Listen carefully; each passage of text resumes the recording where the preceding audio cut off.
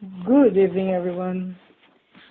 So this is now the continuation of the lecture on bacterial physiology. You may refer to slide number 95 onwards in the introduction to bacteriology PowerPoint. So for today, we'll start our discussion with the bacterial. In the bacterial growth curve, you'll notice that there are 4 stages of bacterial growth. So we start with phase number 1. So this is known as the log phase. Log phase is the tooling of phase wherein bacteria would synthesize macromolecules required for multiplications, and these molecules would include enzymes, ribosomes, and nucleic acids. Okay, so this particular length depends on the conditions of the original culture and the medium. So imagine that a new bacterial cells during the log phase are actually starting into the new environment until such time that they reach the second phase. So the second phase is the log phase or the exponential phase. So here the cells divide at a constant rate and their number increase by percentage exponentially. So here you'll learn the term about generation time. So the generation time is the time it takes for a bacterial population to double. So usually, let's say for example, for E. coli, the usual generation time would be about 20 minutes, meaning to say for every 20 minutes, the bacterial cells or the number of the bacterial cells would increase. Now, on the other hand, bacteria such as Mycobacterium tuberculosis would have a longer generation time. So if we're going to culture E. coli after, let's say, for example, 24 hours, you'll see colonies growing in petri dishes. However, if we're going to cultivate Mycobacterium tuberculosis, it will take much longer for them. So in about several weeks or so, or even a month, so that's the only time that you'll be able to see the growth of Mycobacterium tuberculosis. That's why most of the time we place culture medium for Mycobacterium such as the Lowenstein-Jensen medium in a Ziploc so that the agar won't be dehydrated. Now, speaking of exponential phase, during this time, the bacteria will start to produce primary and secondary metabolites, and this is the best time to perform antibiotic sensitivity testing. Okay, now the third phase is known as the stationary phase. So if you notice, it's flat. So that's the reason why it's called the plateau phase. So the plateau phase is the other term for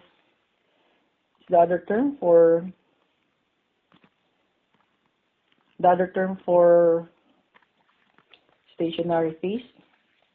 Why you call it plateau? Because here the total number of viable cells would be equivalent, okay, to the number of dead cells.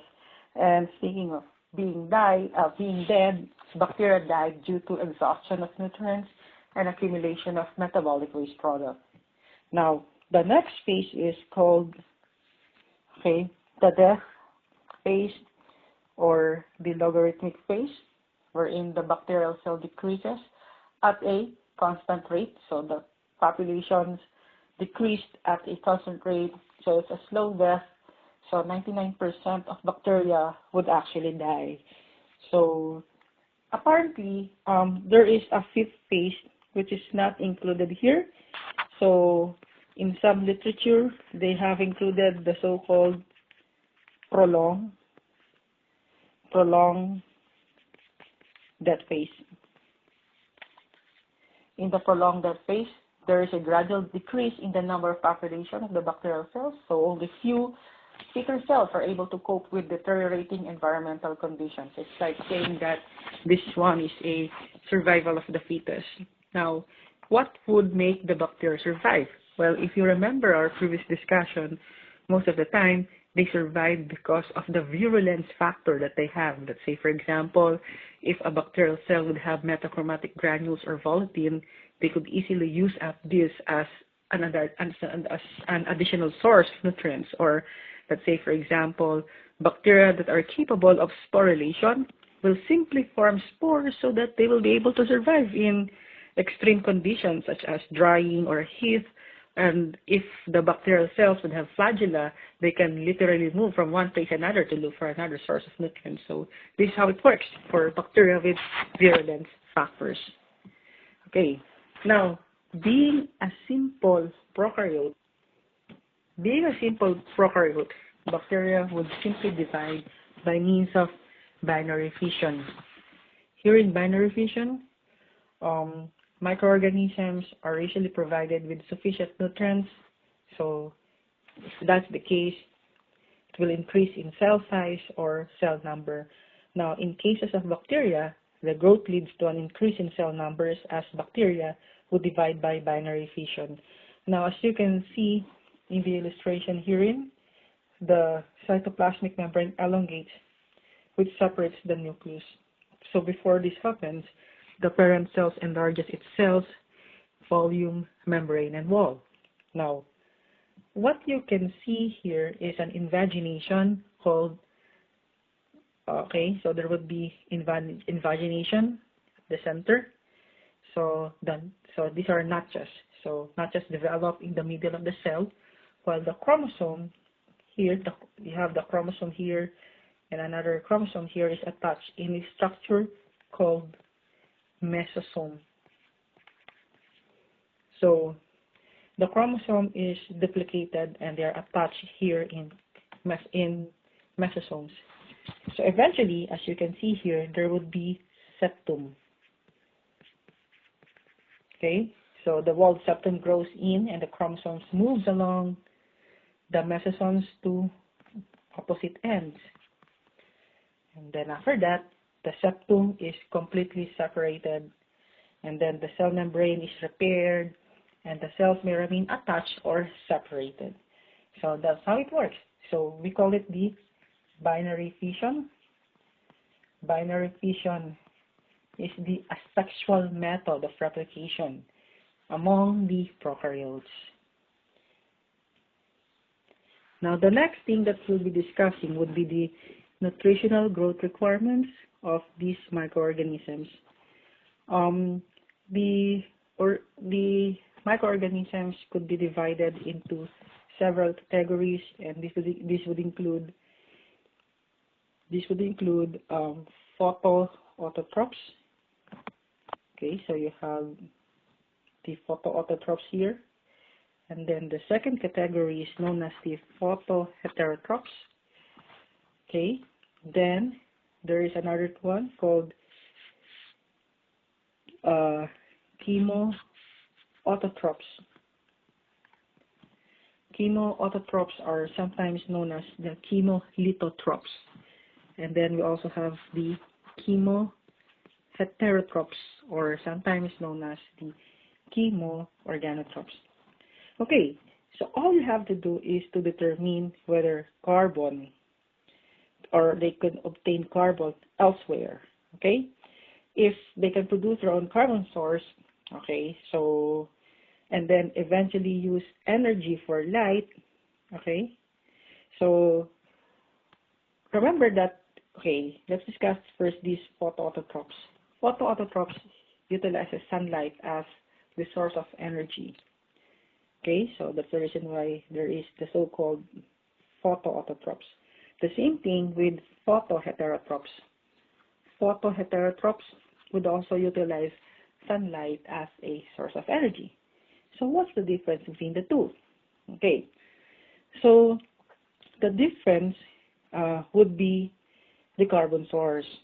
Okay, so here in photoautotrophs, okay, photoautotrophs, they do not obtain carbon from anywhere else. So they're somewhat produced, okay, their own carbon. That's the reason why there is the term auto. On the other hand, when you say photoheterotrophs, though this one utilizes sunlight as a source of energy, so they would obtain carbon elsewhere. Hope that's clear. Okay. Now, if they don't obtain energy from light, so they are either classified as chemoautotrophs or chemoheterotrophs. So what's the difference between the two? In chemoautotrophs, or the other term would be chemolithotrophs, so they utilize energy from inorganic oxidation. Okay, they utilize energy from inorganic oxidation.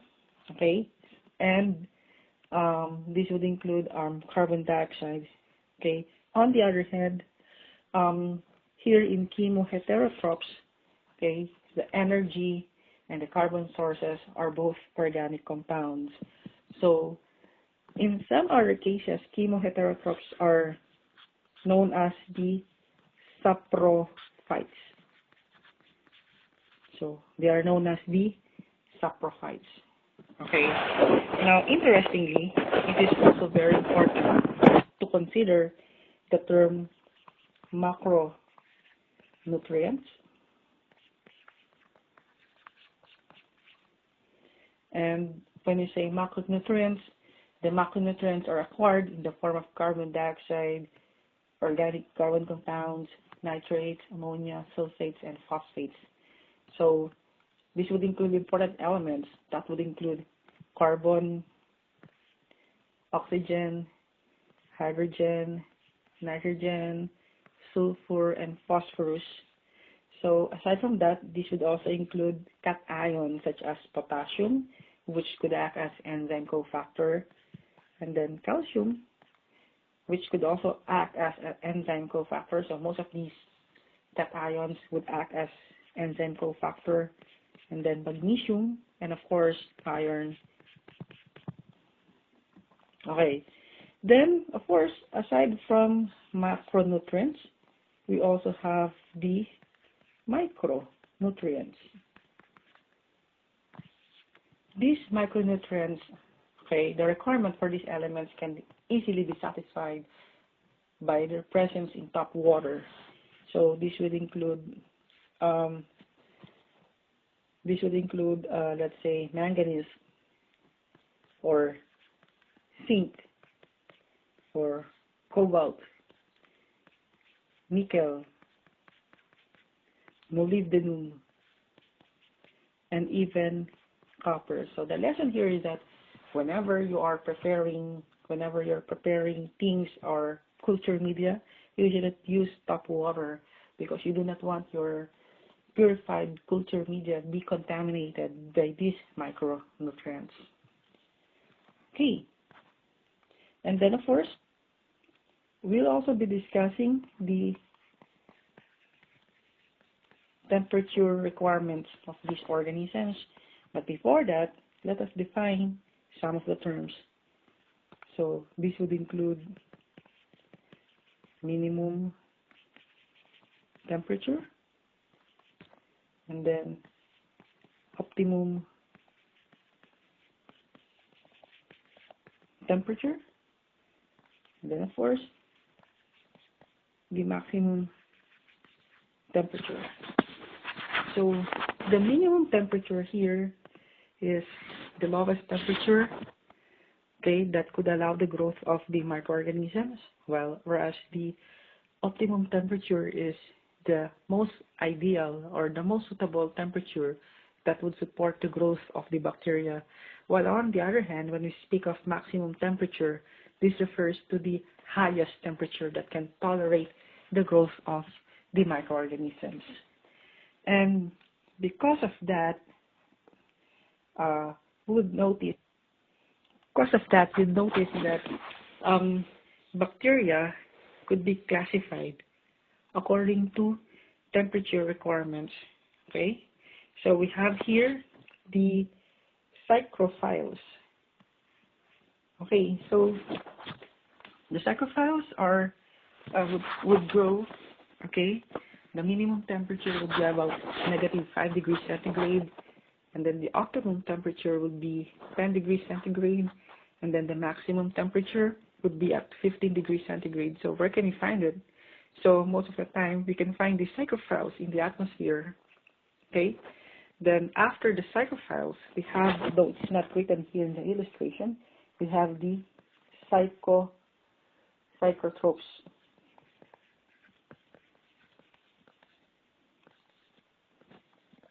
Okay, psychotrophs, the minimum temperature is at 0 degrees centigrade. Optimum temperature is set at 20 degrees centigrade, while the maximum temperature is set at 30 degrees centigrade.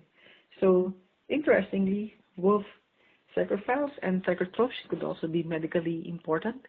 Both of these organisms are cold-loving, so both of them are cold-loving.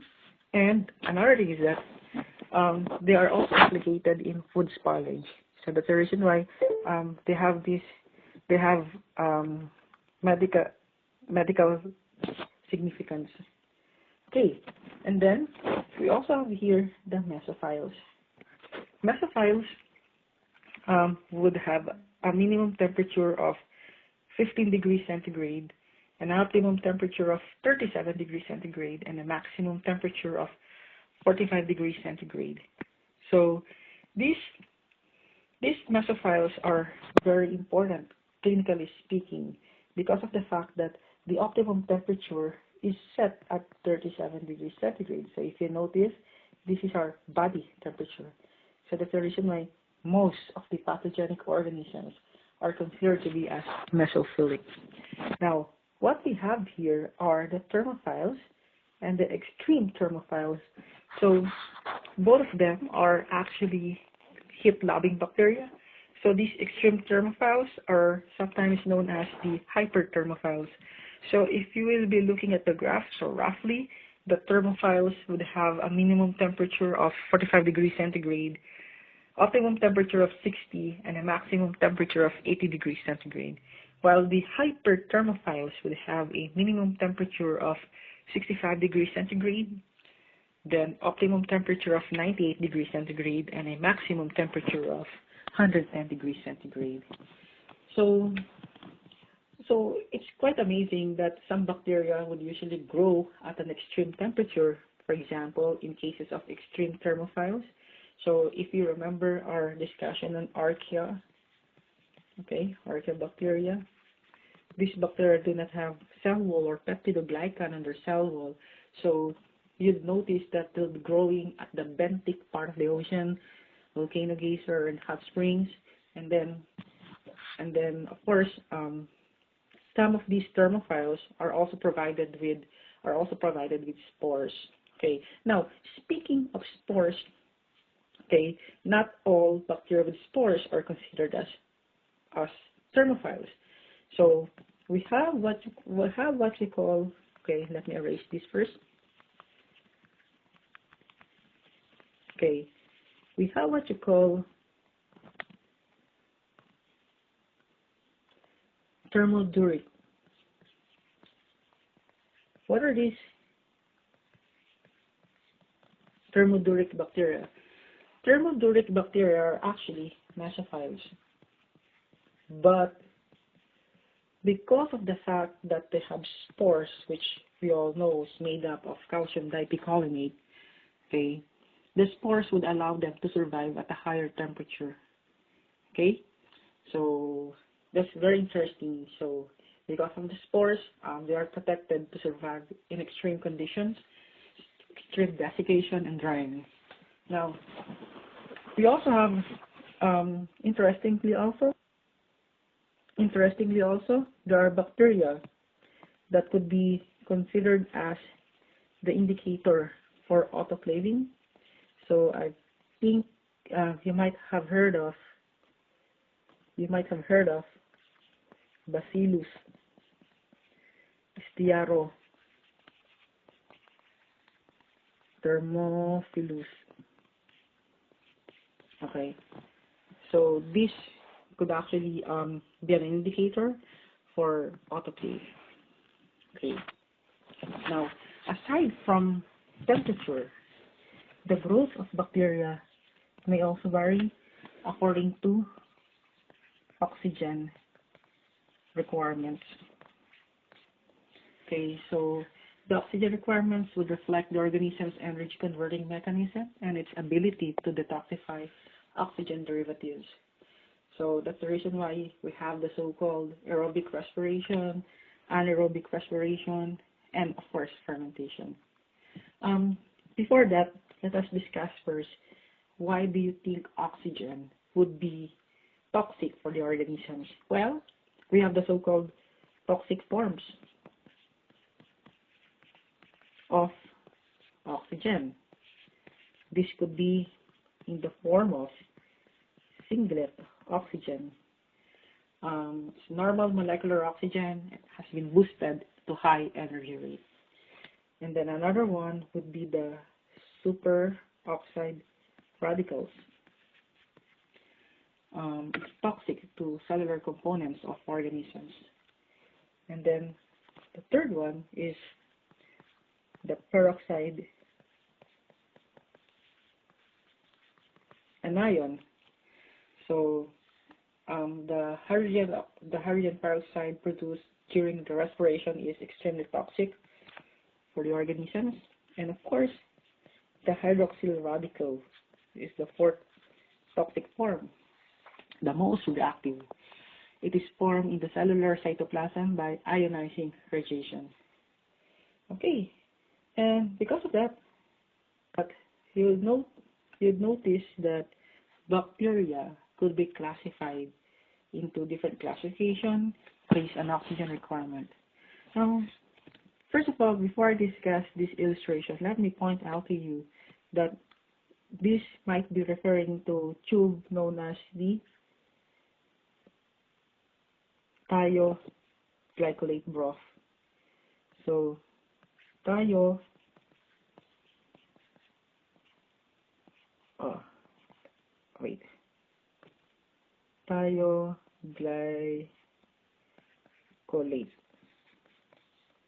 Okay, so the this is supposed to be letter L. Okay, so the thioglycolate broth is a type of liquid broth that could support the growth of aerobic, anaerobic bacteria.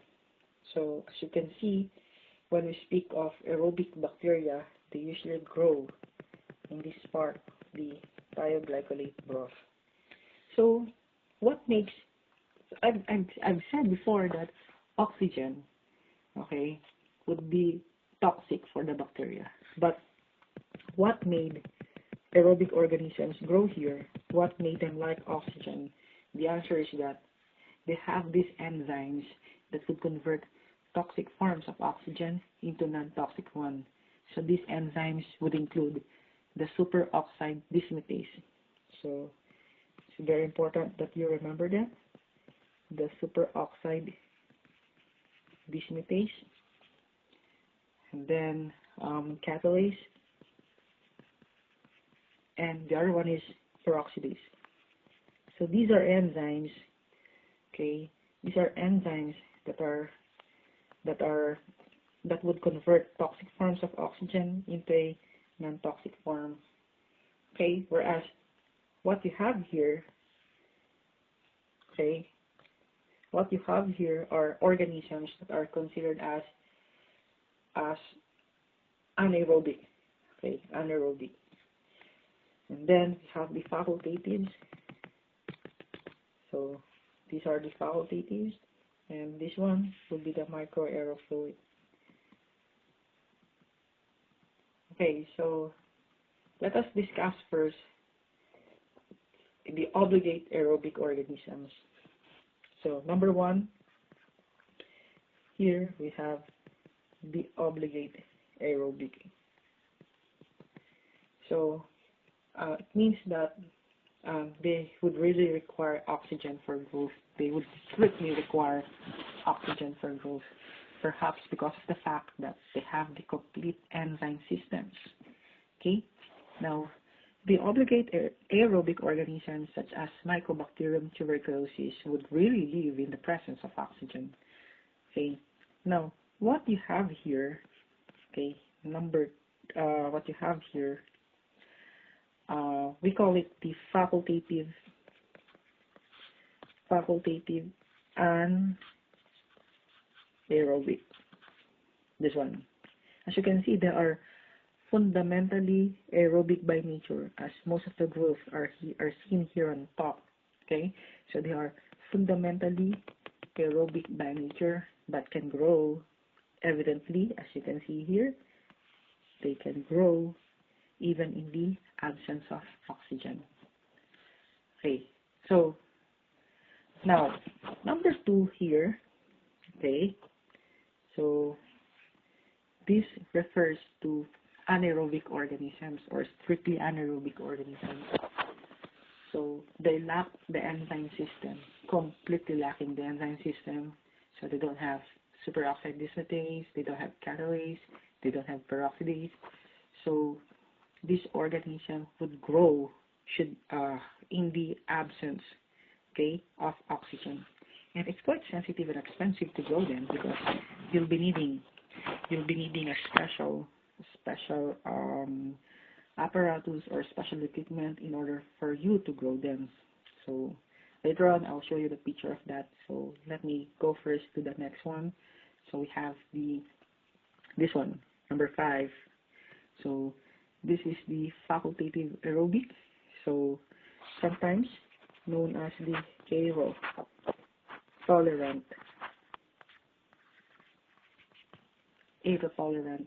Reason why we call it aerotolerance because they are fundamentally anaerobic by nature, but can still grow in the presence of oxygen. So they are indifferent to oxygen. So sometimes we call them the obligate fermenter. Okay, and then the last one that you have here. Okay, Okay, number 4.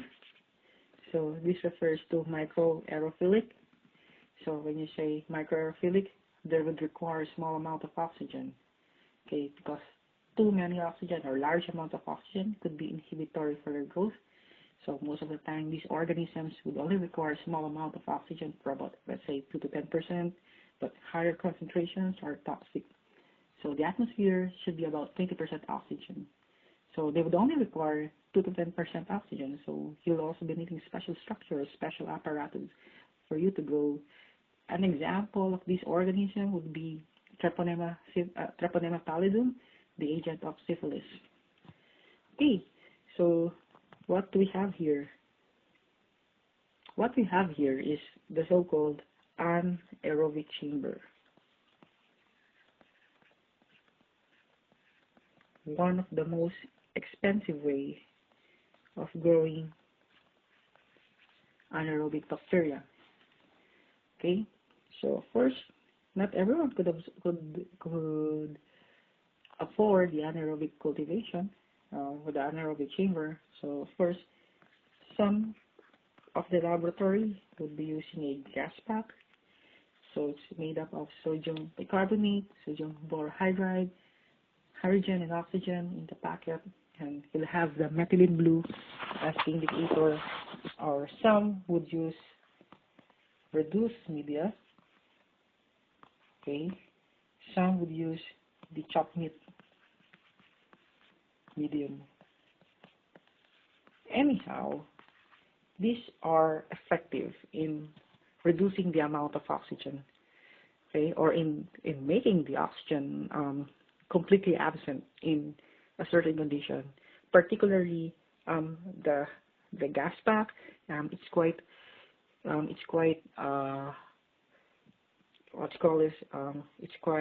economical and effective. All you need to do is to check for the methylene blue indicator.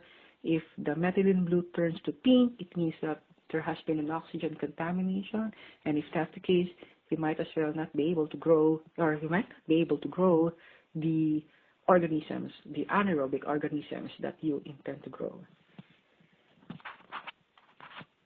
Okay, so aside from the oxygen requirement, bacteria would also have a certain or preferred pH for growth. And because of that, we have the different classifications of bacteria according to the pH requirement. So the first one that we have here would be the acidophiles, or we call them the acid-loving. because they grow optimally between a pH of 1 and 5. So, what are examples? So, we can find these organisms in acid mine tailings, acidic hot springs, molds, yeast, pickled foods, or even in the old bottles of vinegar. Though some of them are capable of producing lactic acid, we also have acid-loving bacteria in the stomach. So this is the Helicobacter pylori. Helicobacter pylori incidentally could cause gastritis and even gastric cancer. Now, what we have here in the middle, we have here the neutrophils. Okay, obviously, when you say neutrophils, not neutrophil, by the way, they can grow between pH of 5.5 to 8. So most aquatic, terrestrial, and mammalian sites are made up of neutrophils. So neutrophilic organisms that inhabit and infect humans have an optimum growth of about 6.5. Okay, and the last one that we have here are the alkalophiles or alkaliphiles. So, or these alkalophiles could grow optimally between a pH of 8.5 to 11.5. So most of them are found in alkaline springs and ammonia-rich soil. Vibrio cholerae can also grow at a temperature of 8.6. In fact, the TCBS, thiosulfate cyclide basalt sucrose, this culture medium would have an optimum pH of 8.6, which would be enough to support the growth of the bacteria. Okay, so other requirements. For bacteria that would require CO2, we call them capnophilic or the capnophiles. So means that they would need carbon dioxide for them to grow. So the simplest way of providing carbon dioxide for the organism is to use a candle jar. So here, all you have to do, you have to place your culture inside a jar, and then you have a candle here, then you lit the candle, and then close the jar. So eventually, this candle the flame will burn out, and then of course, if there is flame, smoke will come out of the flame, and then the smoke itself will provide carbon dioxide. Let me reiterate though that carbon dioxide or candle jar is not intended for anaerobic bacteria, but they are intended for capnophilic bacteria. The amount of carbon dioxide here is actually not regulated. So that's the reason why a more accurate way of providing carbon dioxide to the organism would be by means of using the CO2 pocket. That's what you can see here. So there is also a screw clamp and gasket that would really prevent outside air from coming inside the jar.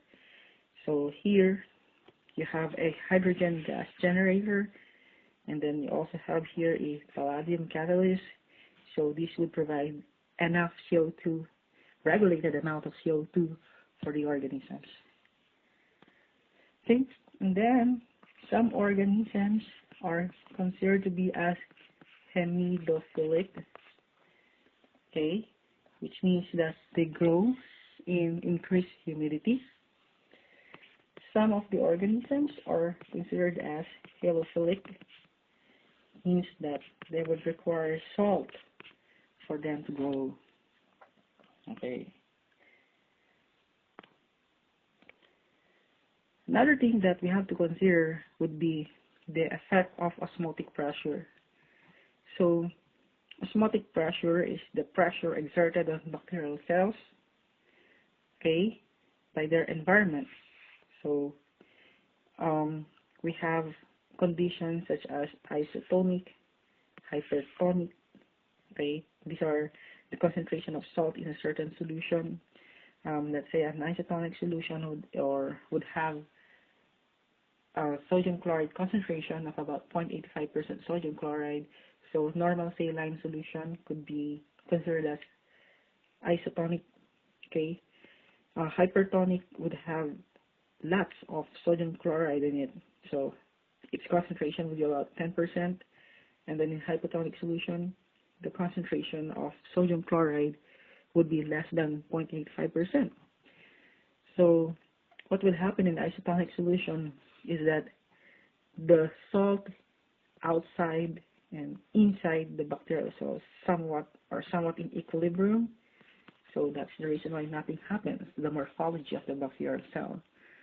The lesson herein is that whenever you're doing smear preparation, let's say for gram staining, it's better to use NSS, okay, for you to immerse or for you to make a smear.